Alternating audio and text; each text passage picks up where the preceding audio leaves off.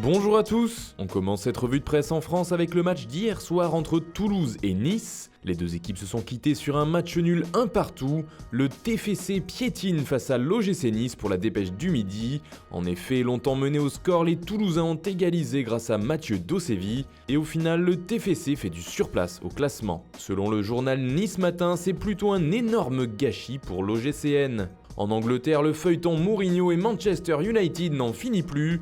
Hier, le Special One a fait une nouvelle sortie en conférence de presse en expliquant que tout n'était pas de sa faute, comme le rapporte le Sun. Il a déclaré qu'il n'était pas le seul à blâmer et pas le seul responsable du plus mauvais début de saison des Red Devils depuis 29 ans. Ne me blâmez pas, titre le Daily Express, mais un tabloïd anglais va plus loin que les autres. Il s'agit du Mirror qui titre carrément « La fin ».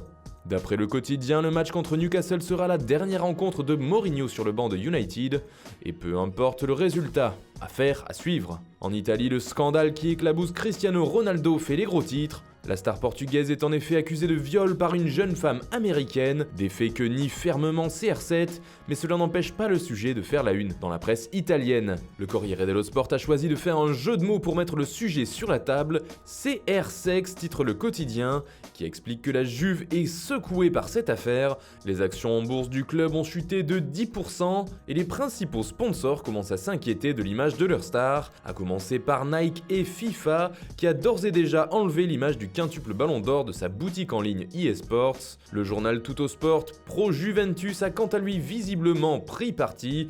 Il titre plus fort que la boue. Et enfin en Espagne, le Real Madrid est dans la tourmente après un début de saison très moyen.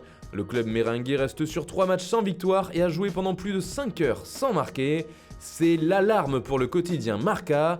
Ce soir, Alaves examine le Real et pourrait en cas de victoire contre la Maison Blanche être co-leader de la Liga après la rencontre. Et pour le journal AS, la solution au problème du Real n'est autre que Gareth Bale. Son équipe place son destin dans le pied gauche magique du joueur gallois pour retrouver le chemin du but. Voilà, c'est tout pour ce matin. Bonne journée à tous, on se retrouve dès demain pour une nouvelle vidéo sur Foot Mercato.